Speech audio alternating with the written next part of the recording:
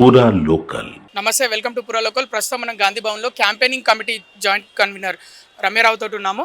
Madam, కవిత చేసిన వ్యాఖ్యలు ఎలా చూస్తారు? రేవంత్ రెడ్డి, హరీష్ రావు కలిసిపోయారని చెప్పడం జరిగింది.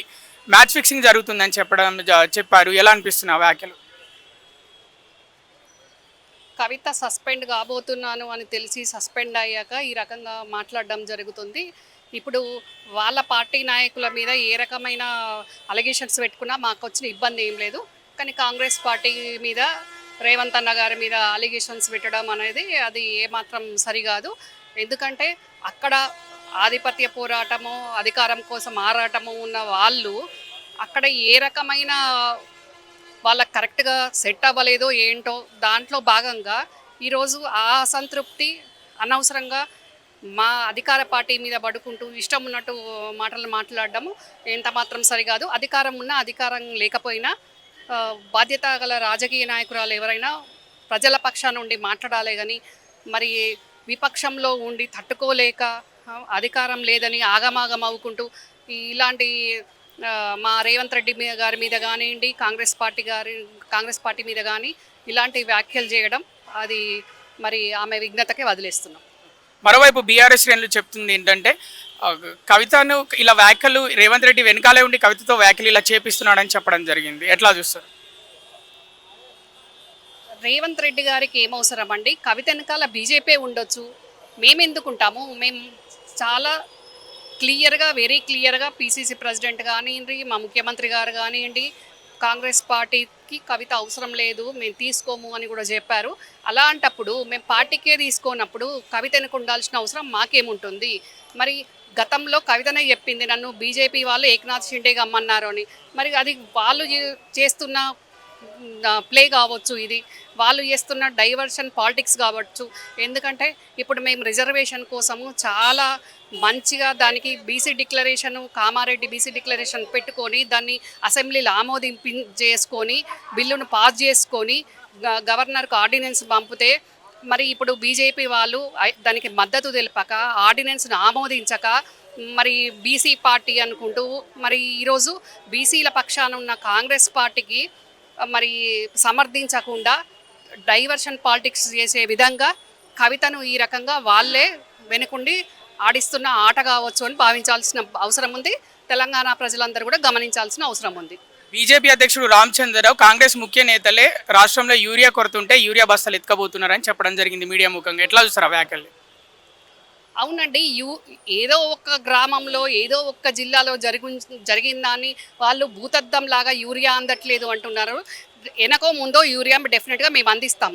ఒక గ్రామంలో ఈ వర్షాల వల్ల కావచ్చు, రహదారులు సరిగా లేక కావచ్చు, ట్రాన్స్పోర్ట్ వల్ల ఇబ్బంది తలెత్తుండొచ్చు. కానీ ఏదైతే అన్నిటికంటే ఇప్పుడు యూరియా కంటే కూడా బీసీ సమస్య 42% రిజర్వేషన్ ఇంపార్టెంటు.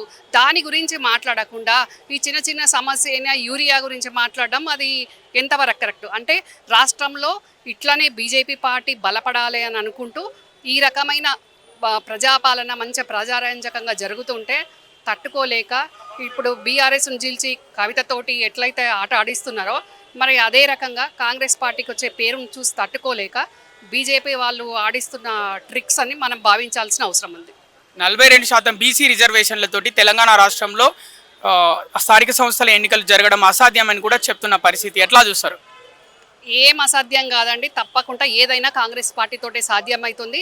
60 ఏళ్ళ తెలంగాణ ప్రజల ఆకాంక్షను నిజం చేసి ఆ 60 ఏళ్ళ తెలంగాణ ప్రజల కలలను సాకారం చేసిన కాంగ్రెస్ పార్టీకి 42% రిజర్వేషను ఇప్పించడంలో ఎంతైనా కష్టపడతాం, ఎంతైనా పోరాడతాం. డెఫినెట్గా 42% రిజర్వేషన్ తప్పకుండా వస్తుంది.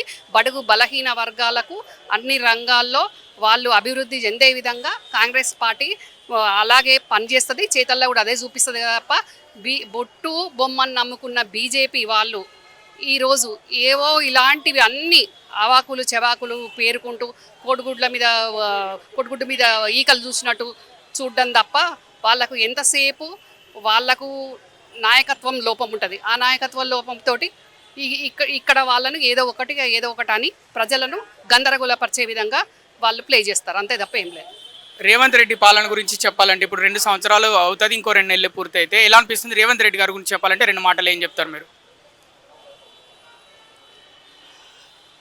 రేవంత్ రెడ్డి గారు ఏదైతే ఆయన మొట్టమొదటగా పిసిసి అధ్యక్షునిగా ఉన్నప్పుడు బీసీల కోసం జనాభాలో అత్యధికంగా ఉన్న బీసీ డిక్లరేషన్ అని చెప్పిన దానికి కట్టుబడి ఉండి ఎంత కష్టమైనా కానీ కులగణన చేసి ఈరోజు బీసీలకు ఏదైతే మాట ఇచ్చిందో ఆ మాట నిలబెట్టుకునే విధంగా ఆయన దానికోసం కృషి చేసిండ్రు. పార్టీ అందరూ వెన్నంటి ఉన్నారు. అట్లాగే మా హైకమాండ్ కూడా రేవంత్ రెడ్డి గారు చేసిన ప్రతిపాదనను దాన్ని ఇంప్లిమెంట్ చేయమని చెప్తే దాన్ని మేము బిల్లు కూడా పాస్ చేయించుకోవడం జరిగింది. ఆర్డినెన్స్ రావడానికి పెట్టాము. మరి ఇప్పుడు బీజేపీ చేతిలో ఉంది. వాళ్ళే దాన్ని ఆమోదించాల్సిన అవసరం ఉంది. ఆమోదించకుంటే తెలంగాణ ప్రజలు ఎవరి చిత్తశుద్ధి ఏంటి అని గమనిస్తారు. ఇది రేవంత్ రెడ్డి గారి మొదటి విజయం. ఇంకా మహిళలకు 1 కోటి మంది ఆడబిడ్డలను కోటీశ్వరులను చేస్తామని చెప్పిండ్రు ఆయన. డెఫినెట్గా రాబో రోజుల్లో మహిళలందరికీ పార్టీ పరంగా కానివ్వండి, తెలంగాణ ఆడబిడ్డలందరికీ కూడా న్యాయం జరిగే విధంగా ప్రతి మహిళ ఇందిరమ్మ రాజ్యంలో ఆనందంగా సంతోషంగా ఉండే విధంగా ఆయన ఆ రకంగా ప్రయత్నం చేస్తున్నారు. ఆ ప్రయత్నం తప్పకుండా సఫలమవుతుంది. ఇది ఆయన రెండో విజయం. ఇంతకంటే ఇంకా విజయాలు ఏముంటుంది? అత్యధిక జనాభా అయిన బీసీలకు న్యాయం చేస్తున్నారు. 1 కోటి మంది ఆడబిడ్డలను కోటీశ్వర్లను చేస్తామంటున్నారు. పార్టీలో ఉన్న మహిళలను ఎవరైతే తెలంగాణ కోసం పోరాడినామో అట్లనే కాంగ్రెస్ పార్టీ అధికారంలోకి రావడానికి పోరాడిన మహిళలందరికీ కూడా ఆయన న్యాయం చేస్తా అనే మాట ఇచ్చిండ్రు. తప్పకుండా రేవంత్ అన్న ఇచ్చిన మాటలన్నీ నిలబెట్టుకుంటారు. ఇంతకంటే మంచి ఉదాహరణలు ఇంకేముంటాయి? గతంలో పాలకులు మహిళలకు వాళ్ళు 2 టర్ములల్లో కూడా వాళ్ళు మహిళా మంత్రిని చేయకుండా వాళ్ళ మహిళల పట్ల వివక్షత నిర్లక్ష్యత చూపించారు. కానీ కాంగ్రెస్ పాలనలో అలాంటి జరగదు. ఇవే మా ఘన విజయాలు.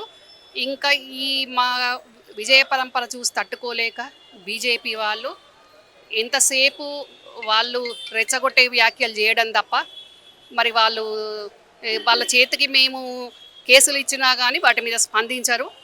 మరి వాళ్ళ చిత్తశుద్ధి దేశవ్యాప్తంగా ప్రజలందరూ కూడా గమనిస్తున్నారు. పీసీసీ మీటింగ్ నిర్వహించుకున్నారు గాంధీ భవన్లో. ఏం చర్చించుకున్నారు మేడం? అన్ని అంశాల మీద ఇప్పుడు ఏదైతే రాబోయే ఎన్నికలు, లోకల్ బాడీస్ ఎన్నికలు ఉన్నాయో దాంట్లో మేము ఏ రకంగా అసలు బీఆర్ఎస్ లైన్లోనే లేదు. బీజేపీకి అసలు నాయకత్వం గ్రౌండ్లో అసలు లేనే లేదు వాళ్ళకి. అలాంటి వాళ్ళు కేవలం బీజేపీ ఆఫీస్కి పరిమితమైపోయి మాట్లాడుకునే మాటలు కాబట్టి తప్పకుండా కింది స్థాయి నుంచి పై స్థాయి వరకు కూడా మేమే ఘన విజయం సాధించే విధంగా ప్రతి ఒక్కరం కూడా పనిచేయాలా.